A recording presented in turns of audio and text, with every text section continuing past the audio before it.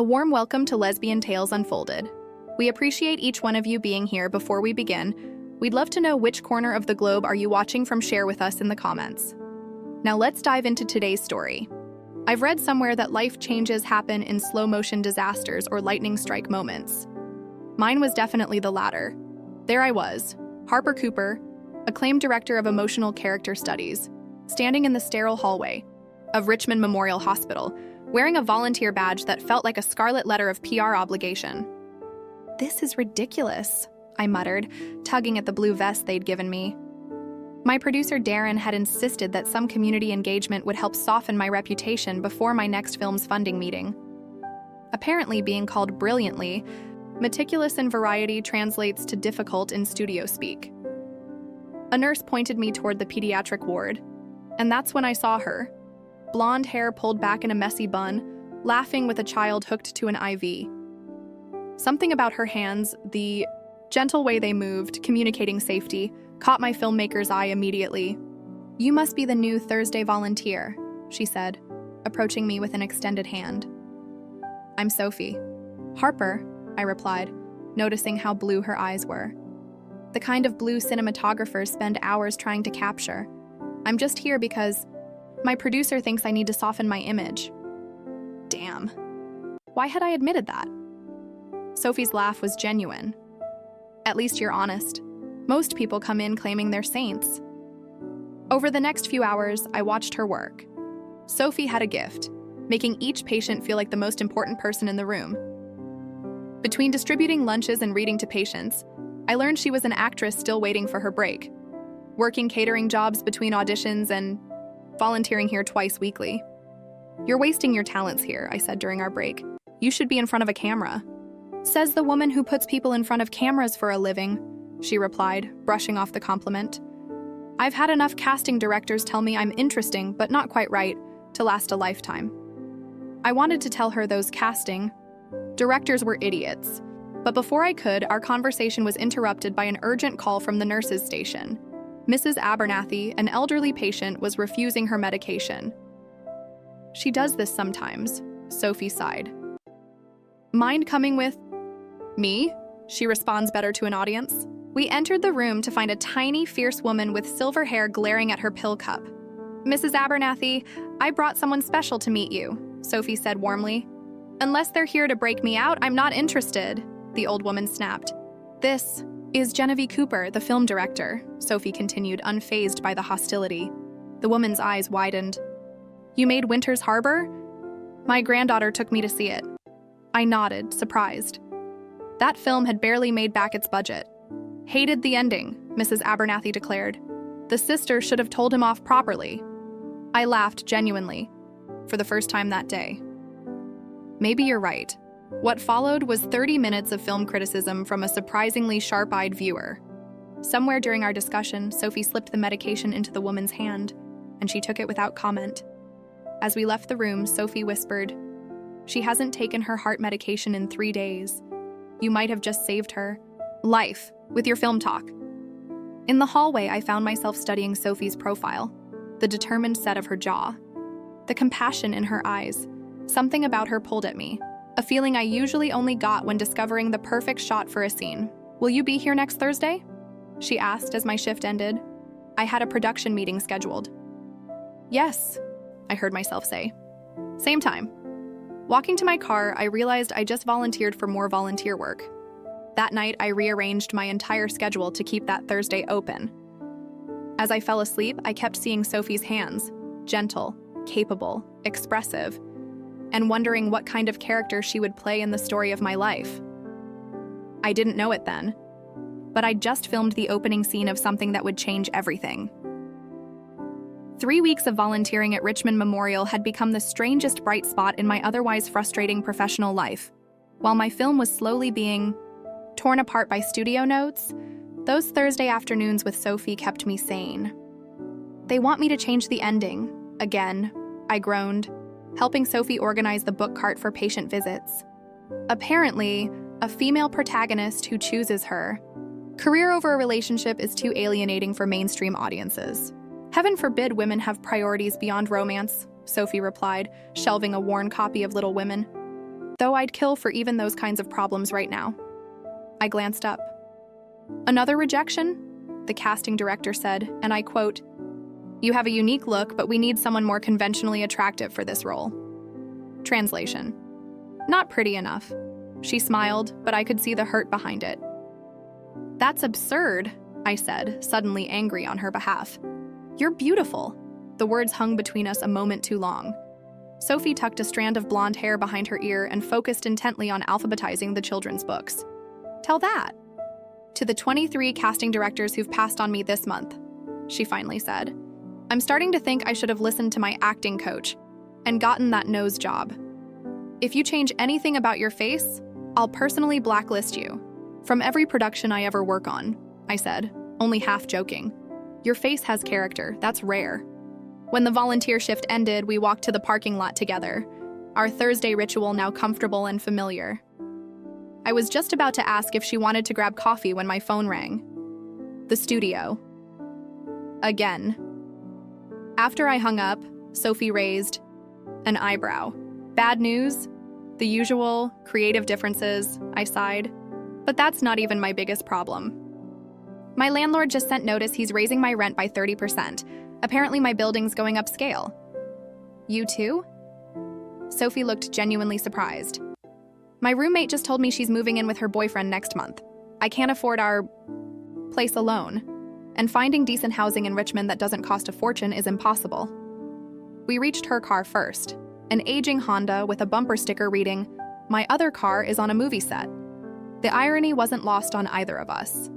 Housing in this city is criminal, I said, leaning against her car. I've been looking at listings all week, but everything decent requires first and last month's rent plus security deposit. That's over $5,000 up front. Sophie unlocked her car door but didn't get in. Something in her expression changed. A calculation happening behind those blue eyes. This might sound crazy, she said slowly, but what if we pooled resources, shared a place? The suggestion caught me off guard. Roommates? At my age, I'd lived alone for years, valued my space, my routines. I mean, we both need something soon. We're both clean, responsible adults, she continued, filling my silence. And we'd both save a lot of money. I should have said no immediately. Directors don't room with struggling actresses. It crosses professional boundaries, creates complications, but my practical side was already calculating the savings. And some other, less logical part of me liked the idea of coming home to something other than an empty apartment. I've got excellent references, Sophie added, with a half smile that suggested she knew how absurd this proposal was. Let me think about it, I replied, trying to sound non-committal. That night, after receiving another email from my landlord about the rent increase, I pulled up rental listings again. 2 bedrooms were actually cheaper per person than my current studio.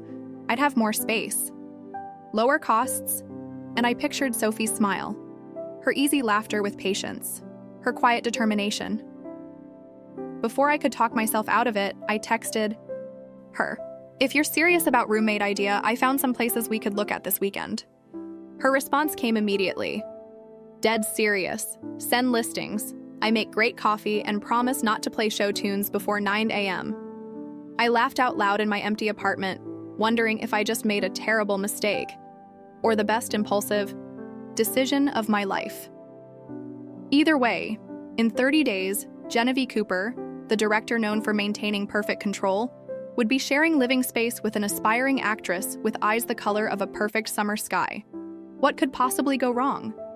Moving Day had all the elements of a comedy I would never direct. Torrential spring rain, a broken elevator, and 2 women who barely knew each other committing to shared living quarters. The Richmond skies opened up just as the moving truck arrived at our new 2-bedroom apartment. It's a sign from the universe, I muttered, watching rain pound the windshield of my car. Yes, Sophie replied cheerfully, tying her blonde hair back. The sign says, "Congratulations on your timing." Her optimism should have annoyed me. Instead, I found myself smiling. We made a dash for the building entrance, immediately soaked despite the short distance. The apartment manager met us in the lobby with news that perfected the disaster. Elevator's out. Maintenance says it'll be fixed by tomorrow. We're on the 5th floor, I reminded him. He shrugged apologetically. Stairs are that way. Stairs are that way. 3 hours later, soaking wet and exhausted, we'd managed to get our essential furniture and most important boxes upstairs. The movers had abandoned us after bringing up the larger pieces, unwilling to make dozens more trips up 5 flights. I never want to see another staircase again, I groaned, collapsing onto my newly positioned couch. My hair was plastered to my forehead, makeup long gone. Sophie appeared from the kitchen with 2 glasses of wine. Moving day christening, she explained, handing me one. We've earned it. That first toast in our rain-splattered living room surrounded by mountains of boxes felt strangely significant, like we'd accomplished something meaningful together, more than just relocating our possessions. The peace lasted approximately 18 hours. Our differences in living habits emerged quickly. I discovered Sophie was an early riser who practiced monologues at 6 a.m. I was a night owl who often read scripts, until 2 a.m., with my desk lamp casting light under her door. Do you think you could use headphones when you watch your film references? Sophie asked on our 3rd night, appearing in my doorway in an oversized t-shirt that reached her knees. The dialogue keeps waking me up. Sorry, I said, genuinely embarrassed. Work habit. I forget other people have normal sleep schedules. 2 mornings later, I stumbled into the kitchen at 7 a.m. to find her performing an emotional scene from Tennessee Williams, complete with dramatic gestures that nearly sent my coffee mug flying. Maybe we need a schedule, I suggested after nearly wearing my caffeine. Quiet hours or something? She looked mortified. I'm being that roommate, aren't I? The annoying actress who treats every room like a stage? No more than I'm being that pretentious director who thinks everyone runs on her schedule. I admitted we established boundaries. No rehearsals before 8 a.m., headphones after 11 p.m., shared meals when our schedules aligned, and private space respected. Absolutely. Slowly, we found a rhythm that worked. Then came the night that changed everything. I heard her come in late, the door closing with unusual force. I was working on storyboards in the living room, my papers spread across our coffee table, when Sophie appeared. Her eyes were red. She'd been crying. Bad day? I asked, moving my work aside. I didn't get the part, she said, her voice hollow. The one I told you about, the indie drama. Down to me and one other actress, and they went with her. Said she had more of a look. The rejection clearly cut deep. This wasn't just another failed audition.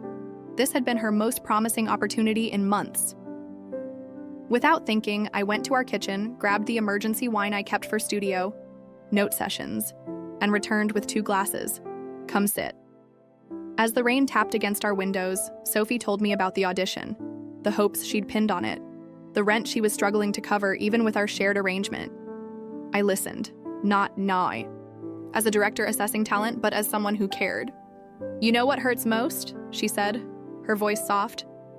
I really thought I nailed it. You'll get the next one, I said, touching her hand lightly.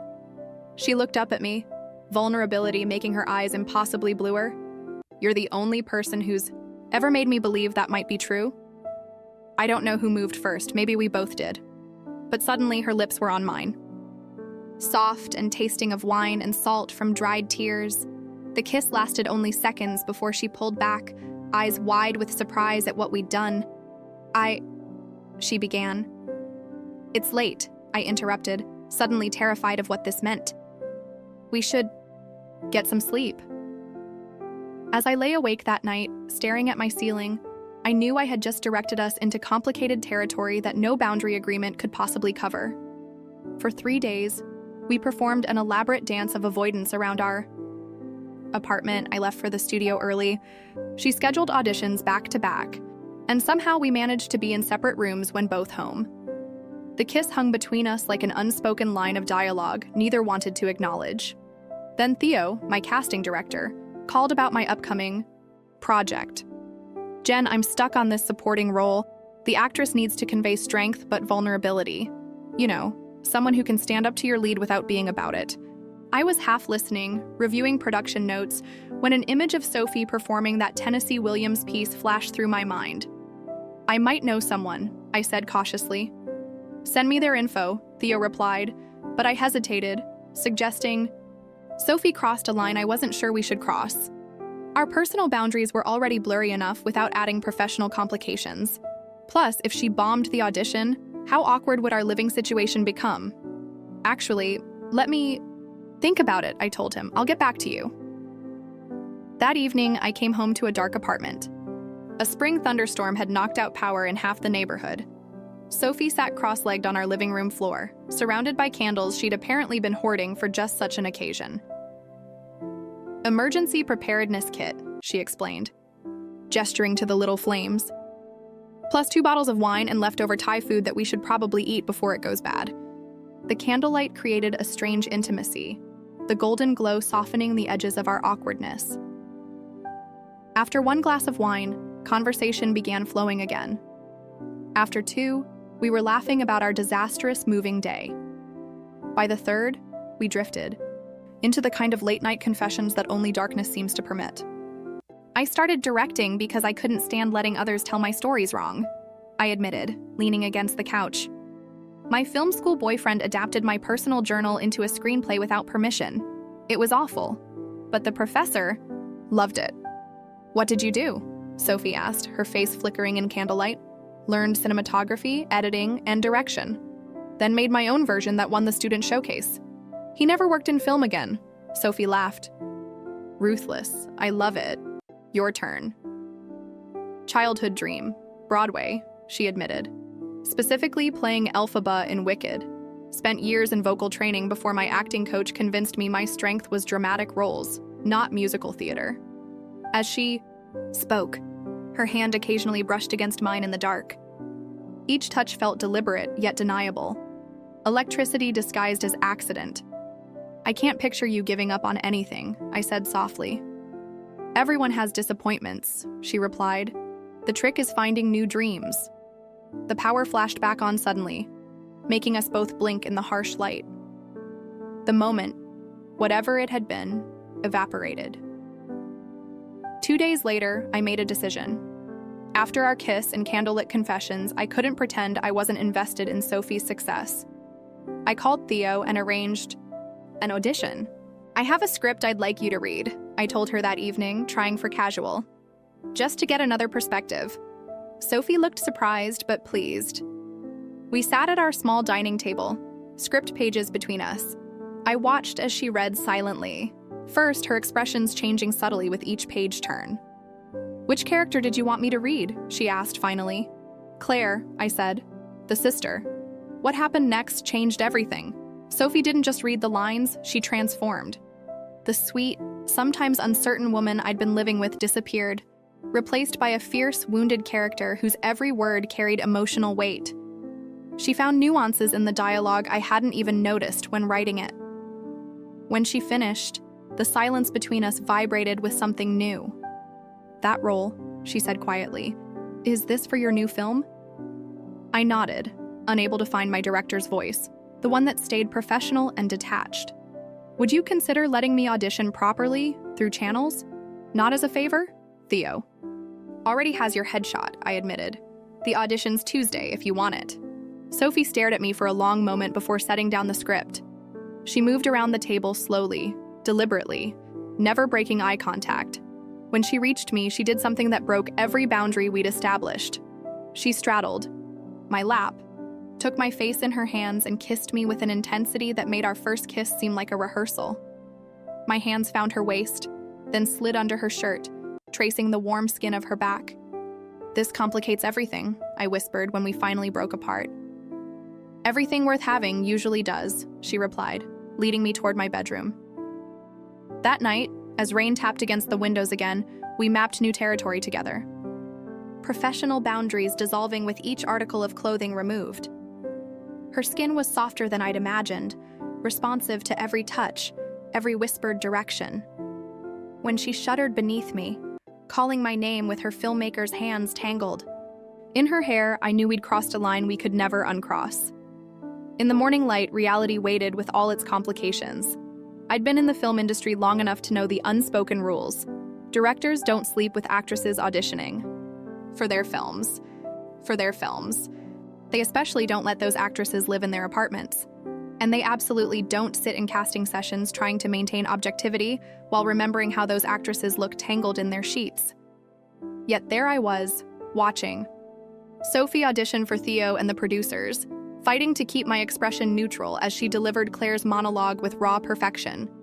"She's incredible," Theo whispered after Sophie left the room. "Where did you find her?" "Around," I said vaguely, shuffling my notes. "She volunteers at Richmond Memorial." The producer Miles leaned forward. "She's perfect for Claire. Those scenes with Isla will be electric."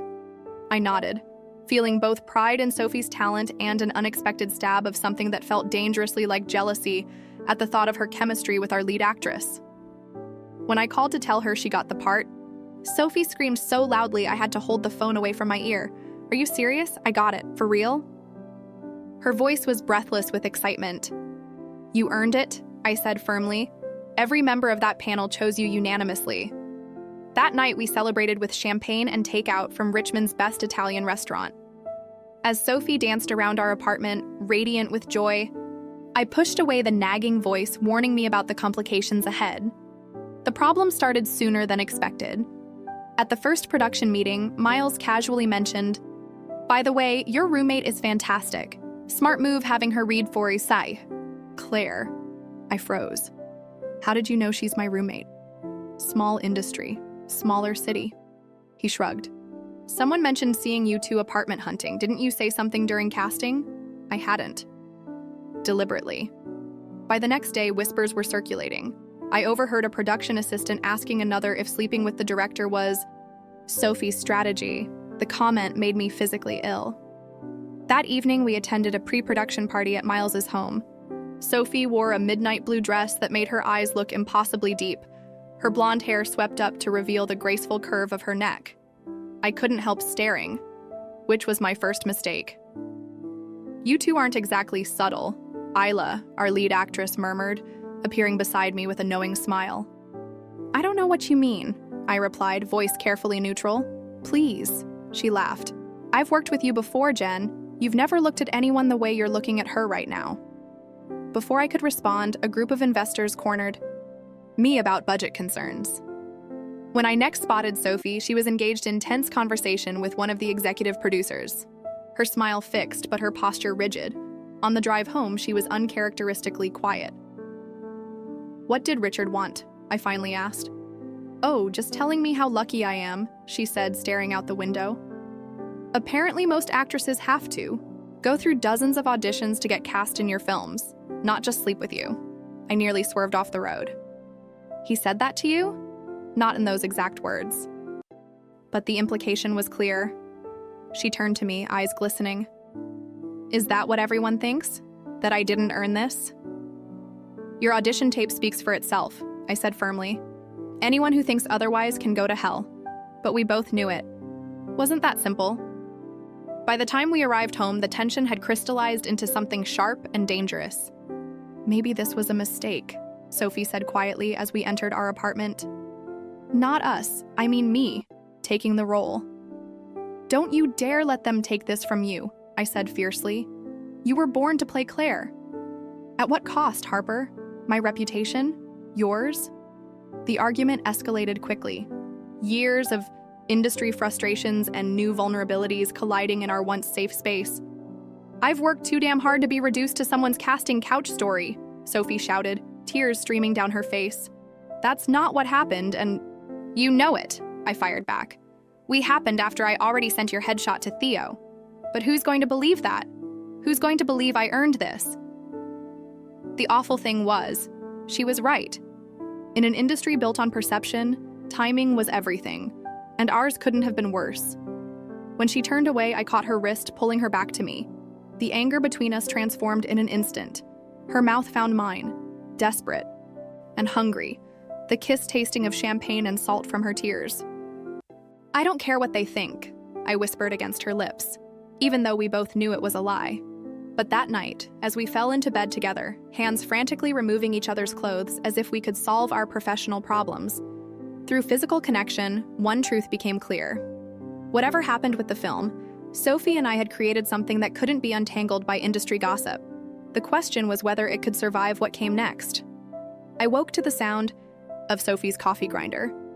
Its mechanical whir somehow more irritating than usual. The night before felt both distant and too immediate. The party, the accusations, the passionate reconciliation. Morning brought reality back into sharp focus. When I entered our kitchen, Sophie stood with her back to me, fussing with mugs and cream as if they required her complete concentration. "Good morning," I offered. She turned, handing me coffee with a tight smile that didn't reach her eyes. Morning. We moved around each other in a careful dance, avoiding topics that needed addressing. The kiss from last night hung between us like an unspoken question mark. "I've got a production meeting at 9 o'clock," I finally said, desperate to break the silence. "I'm meeting with wardrobe at 11, she replied, studying her coffee as if it contained ancient secrets. "Should I take separate transportation?" The question stung more than it should have. "If you think that's best." "I don't know what's best anymore, Harper." She set her mug down with too much force. That's the problem. Before I could respond, her phone chimed with a text. She checked it, her expression shifting from tension to something more complicated. "Miles's assistant," she explained, asking if I can come in early to discuss my character's backstory. I nodded, trying to look neutral despite the alarm bells ringing in my head. Miles never discussed character backstory. That was my domain as director. But saying so would only feed her fears about favoritism. "You should go," I said instead. It's a good sign they're investing in Claire's development. After Sophie left, I called Theo. "What's Miles planning with Sophie this morning?" Theo hesitated. "You haven't heard? He wants to discuss recasting Claire. Said the chemistry readings yesterday weren't what he expected. The floor seemed to drop from beneath me. He can't do that. We're 10 days from shooting. He's the producer, Jen. He's concerned about the optics of your situation." "My situation?" I repeated, voice dangerously low. "Everyone knows you two are living together. Some are suggesting it influenced casting decisions." I ended the call and drove to the studio like a woman possessed. By the time I burst into Miles's office, my hands were shaking with fury. Miles looked up calmly from his desk, where Sophie sat opposite him, her face pale. "Harper, I was just explaining to Sophie our concerns." "Your concerns," I corrected. "Not mine, not castings, the investors."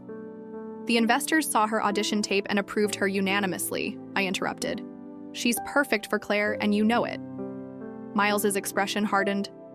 "What I know is that this film represents a significant investment. We can't afford rumors about the director's personal life affecting casting choices."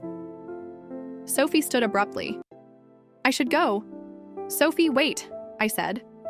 But she was already moving past me, her body rigid with hurt. When she was gone, Miles sighed. "I like her, Jen, I do. But you've put us in an impossible position. You're asking me to fire an actress because of who she lives with. I'm asking you to maintain professional boundaries during this production." He leaned forward. "She stays in. The film on one condition. You two maintain separate residences until shooting wraps." I left the studio in a daze, driving home to find Sophie already packing. "I called Sarah," she said without looking up. "She has a guest room I can use. You don't have to leave," I protested weakly. "Yes, I do." She finally met my eyes, her own hollow with resignation. "You know I do. This isn't fair. Welcome to Hollywood." Even the Richmond version. She zipped her suitcase with finality. "I want this role, Harper. I need it. And if living elsewhere, for 8 weeks is what it takes, that's what I'll do." I watched her pack the essentials, clothes, toiletries, scripts. The apartment already felt emptier, colder. "What about us?" I asked as she headed for the door. She paused, hand on the knob. "I don't know if there can be an us right now. Not if I want to be taken seriously as an actress rather than the director's girlfriend." The word girlfriend hung in the air between us. The first time either had used such a definitive term. "Fight for yourself first," I said finally. "That's what I'd do in your place." She nodded once, eyes bright with unshed tears, then walked out. That night, alone in our apartment, I realized how quickly I'd grown accustomed to her presence. the scent of her shampoo, her humming while cooking, even her ridiculous early morning monologues. The silence felt oppressive, accusatory. I poured a glass of wine and stood at our living room window, watching the Richmond skyline, wondering how something that had felt so right could unravel so quickly under the harsh spotlight of industry scrutiny. The first day of shooting arrived with Richmond's summer heat pressing down like a weighted blanket. I stood behind monitors, watching my vision come to life while maintaining a careful, professional distance from Sophie when she stepped on set in Claire's costume, a simple blue dress that somehow made her look both vulnerable and formidable. The crew fell silent. Silent. She embodied the character so completely that for a moment, I forgot the woman underneath. Forgot our shared apartment sitting half empty across town. Forgot everything except the perfection of her in-frame. Action, I called, my director's voice steady despite the turmoil beneath. Sophie delivered her lines flawlessly. But something was missing. The spark. The emotional authenticity I knew she possessed. After 3 takes, I called for a break. "Can I speak with Sophie privately?" I asked the hovering crew. When we were alone in a corner of the set, I kept my voice low. "What's happening? This isn't what I saw in your audition." "I'm hitting my marks, delivering my lines," she replied stiffly. "You're technically perfect, but emotionally absent." Claire is a woman torn between loyalty and self-preservation. She's breaking apart inside while maintaining composure. Sophie's eyes flashed. Sounds familiar. The double meaning wasn't lost on me. "Use it then," I challenged quietly. "Channel whatever you're feeling, about me, about us, into Claire." She stared at me for a long moment. "That's dangerous." Great art usually is. When we resumed filming, something had shifted. Sophie's performance transformed. Raw, honest, electric. The crew watched in hushed admiration as she tore through the scene, her character's pain and conflict bleeding into every word. When I finally called cut, there was a moment of stunned silence before the set erupted in spontaneous applause. "That's what I've been looking for," I told her afterward, maintaining professional distance despite wanting to pull her into my arms. "Don't ask how I got there," she replied, her voice barely audible. Days blurred together as we shot scene after scene.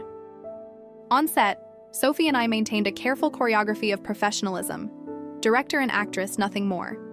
But the chemistry in her scenes was undeniable, as if our separation had intensified rather than diminished whatever existed between us. "She's a revelation," Miles admitted grudgingly after reviewing the dailies one evening.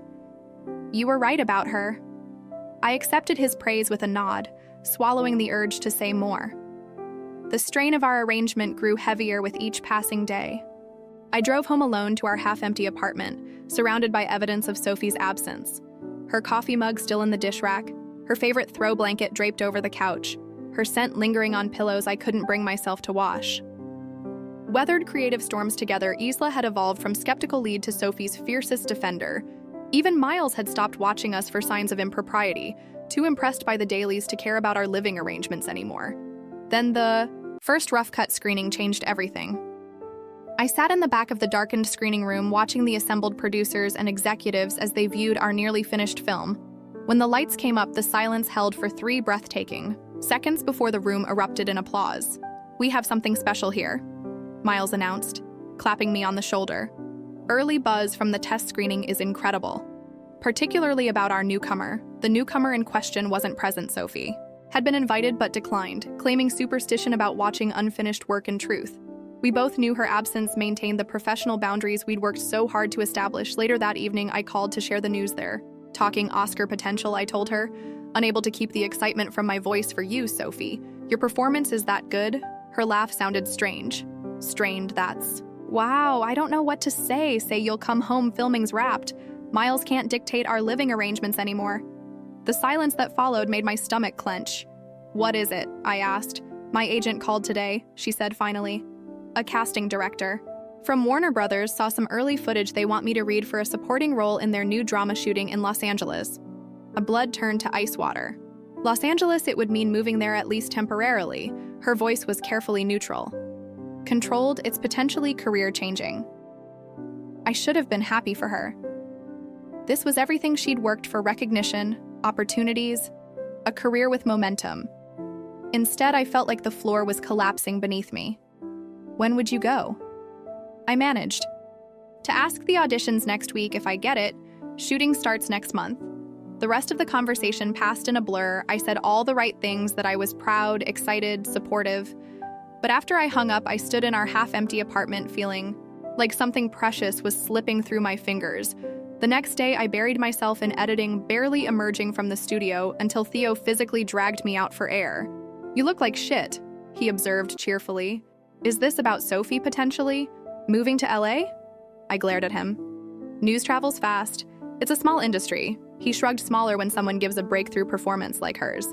Everyone wants a piece. "I should be happy for her," I admitted, watching Richmond's skyline from the studio rooftop. "But instead, you're terrified of losing her." He finished. "Have you told her that?" I hadn't. How could I? Asking her to stay would mean asking her to prioritize us over the career opportunity she deserved. That wasn't love. It was selfishness. 3 days later, dark clouds rolled in over Richmond, bringing the kind of thunderstorm that made the weather service issue flash flood warnings. I was deep in editing when my phone chimed with a message from Sophie coming by to pick up more clothes. "Hope that's okay." My heart raced as I hurried home through sheets of rain, arriving just as she was unlocking the door. Her blonde hair darkened and plastered to her head from the downpour. "This feels familiar," I said, gesturing to the rain, remembering our moving day months earlier. Her smile was small but genuine, except this time the elevator works. We stood awkwardly in the entryway, water pooling around our feet without the buffer of work between us. All the careful distance we'd maintained evaporated. "I heard about the Warner Brothers thing," I said finally. "That's incredible, Sophie." "It's just an audition," she replied, moving past me toward her bedroom. "Nothing may come of it." I followed her, watching as she pulled clothes from drawers, her movements efficient, practiced. "But you wanted to," I said. It wasn't a question. She paused, her back to me. "Of course I do.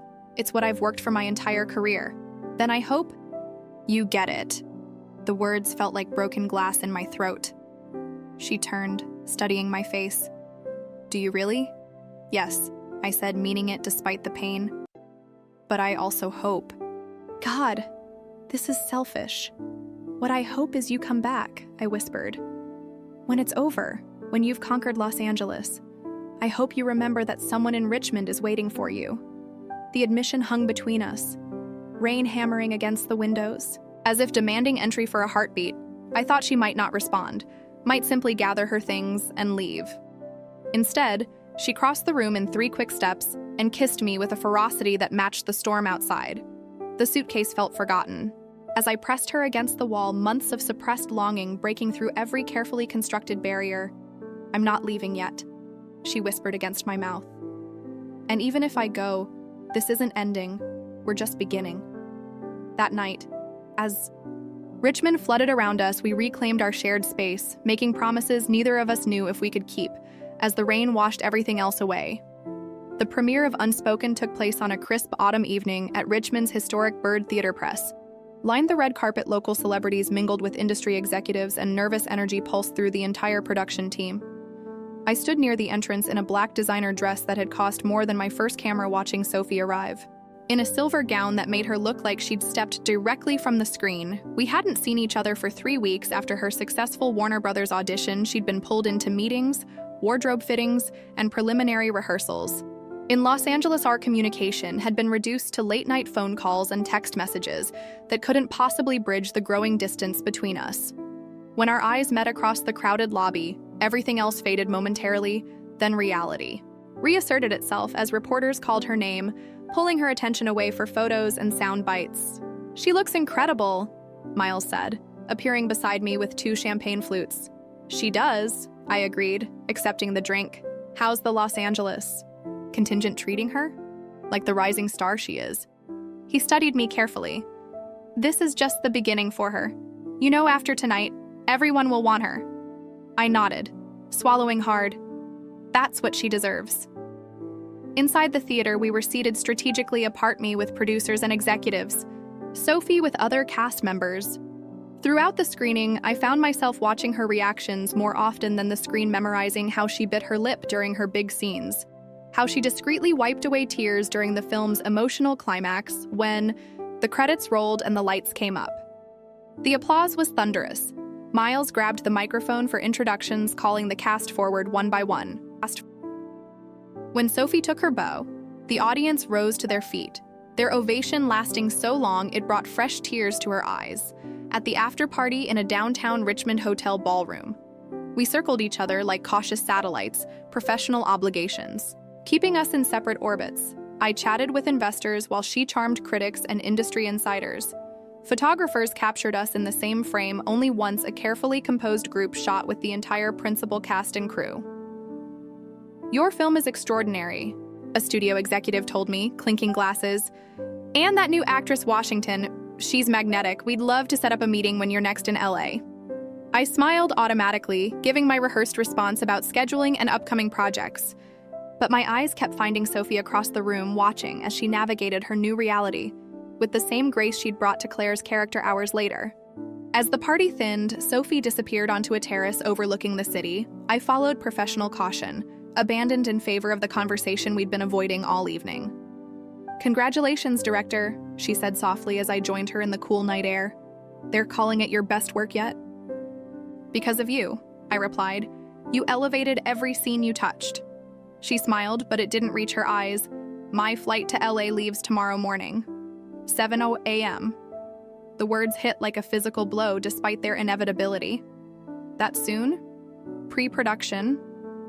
"Meetings start Monday," she turned to face me fully. "Come with me." "What?" "To Los Angeles." Just for a week or two, her words came faster now. "You're between projects. Miles said the studio's interested in your next film. We could take meetings together." The invitation was tempting, a temporary solution, a way to delay the inevitable choice between her career momentum and whatever we were building together. "Sophie," I began. "You're going to say it's complicated," she interrupted. "That we need to be practical, that my career needs to come first right now." Her accuracy stung. "Isn't that what you want?" "What I want," she said fiercely, "is not to choose between the career I've fought for and the woman I've fallen in love with." The declaration hung between us, the first time either had named the feeling so explicitly. "I've fallen in love with you too," I admitted quietly, "which is why I can't ask you to compromise, not now when everything you've worked for is finally happening." We stood in silence, Richmond's lights reflecting in the unshed tears in her eyes. Finally, she reached for my hand. "Then, we don't compromise," she said. "We adapt. I take the LA project, you finish post-production here. We find a way to make it work, weekends, holidays, whatever it takes until we figure out the next step." Long distance rarely works, I cautioned even as hope flickered. "Neither does giving up before we've tried," she countered.